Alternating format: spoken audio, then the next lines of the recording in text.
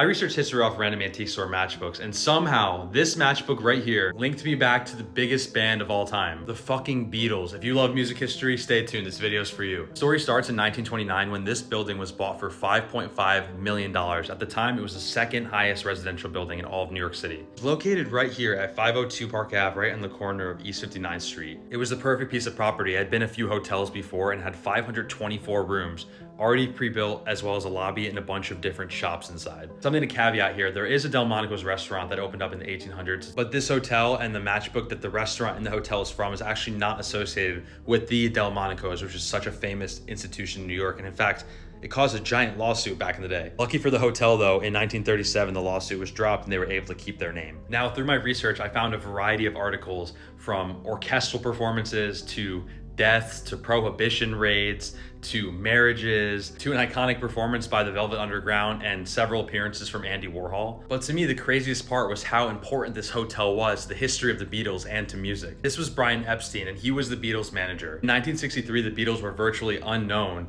to the United States, so Brian Epstein devised a plan to bring them to the US called Operation USA. The idea was to convince the host of the Ed Sullivan Show, Ed Sullivan, to let the Beatles come perform on his show. And it was right here at the Hotel Delmonico where Brian Epstein and Ed Sullivan met up to discuss the deal. Somehow Brian Epstein was able to convince Ed Sullivan to let the Beatles come on for $10,000 and 3 performances. And apparently after he signed the deal, Ed Sullivan was like, why did I do that? And he was super mad. He felt like he got conned in the whole thing. If you know anything about the Beatles history, you know this is the greatest investment that Ed Sullivan could have ever made. In fact, 73 million people watched this performance, making it the highest viewed television event of all time. Instantly, the Beatles were the biggest band in the world. But the Beatles' history at the Delmonico Hotel does not stop here. In August of 1964, the British invasion was in full effect. They couldn't get anywhere without being mobbed by a crowd of screaming teenagers. And this is actually the line of people outside their hotel, the Hotel Delmonico. And perhaps the funniest bit of this entire story is that on this day in 1964, Bob Dylan actually visited the Beatles at the Hotel Delmonico and reportedly